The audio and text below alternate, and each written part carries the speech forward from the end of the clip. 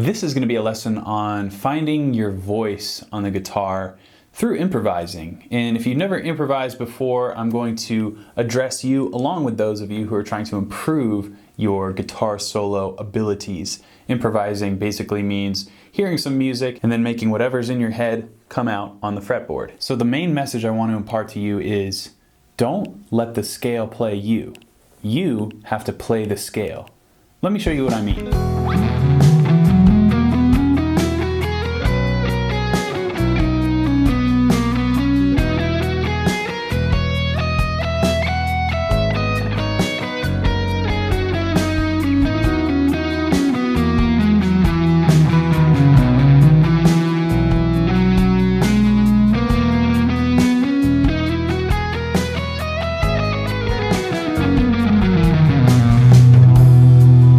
As you could hear, I was really just going up and down the scale, varying my rhythms, sure, but really being limited to that really scalar sound.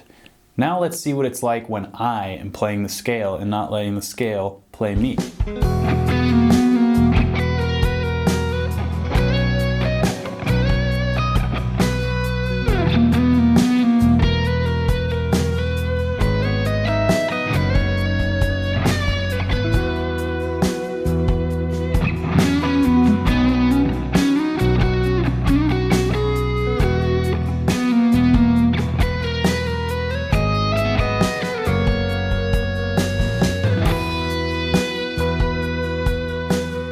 A lot more musical, right? Think what you want about the backing track or the melody, whatever, but I think that is a very good example of not allowing the scale to dictate what melodies you do come up with.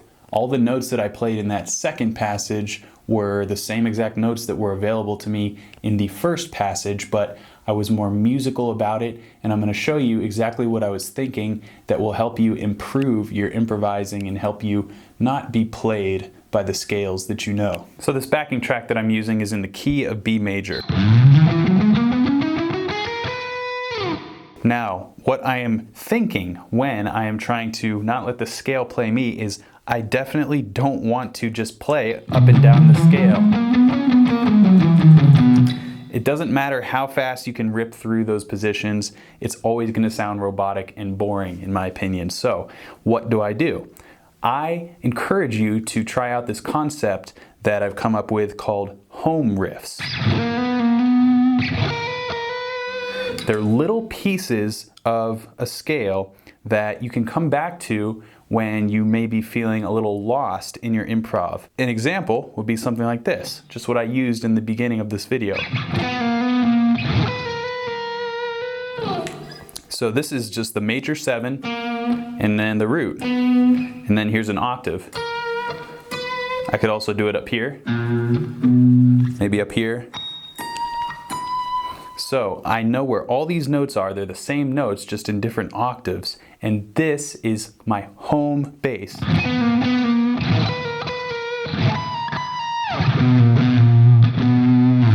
In between that is where I can experiment. So, for example,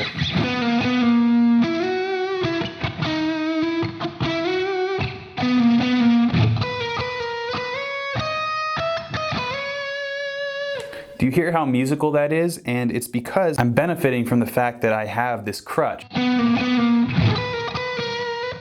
And it's allowing me to basically take a breath while I'm moving between different notes to try and compose an effective melody. So instead of feeling the pressure of, okay, I have to play,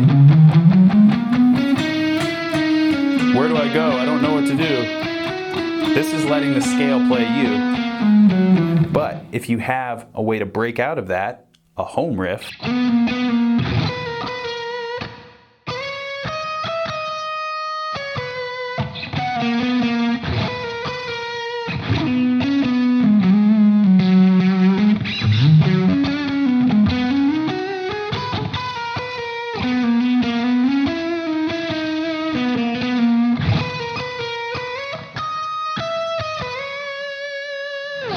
so I am using this as my blueprint, and then this is filling in the dots, connecting the dots of those blueprints. So if you want to compose your own home riffs, it's as simple as learning a scale and then choosing a few notes out of that scale to create a very, very basic, memorable melody. So I've already showed you a home riff in B Ionian, or just the root position of.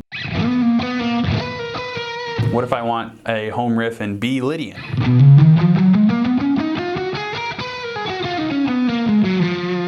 Well, I'm going to find a couple notes that are characteristic that will really bring out the sound of Lydian. I know the sharp 4 is a really nice note in that Lydian sound.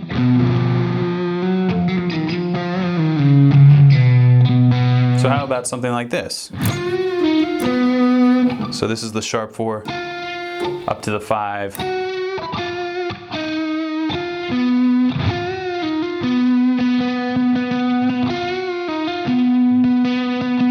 And remember, I want to know these home riffs in multiple octaves.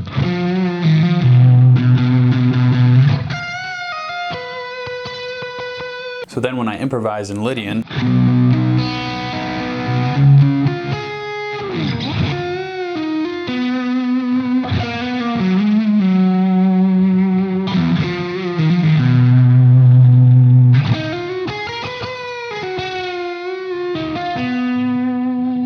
it's very musical because I always have that foundation to return to. I never get out of my comfort zone too far without having a safety net, so to speak.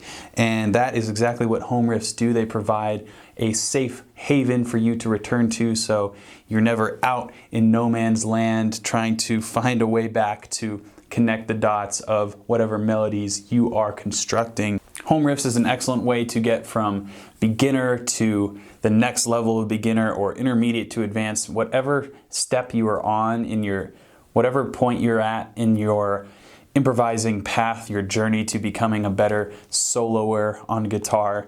Home riffs is an excellent asset for you to integrate into your repertoire, and it's something that I go into in depth in my course Guitar Super System, which is linked down in the description. You'll learn home riffs and more in-depth concepts on how to apply them to your own guitar playing, which is the most important thing.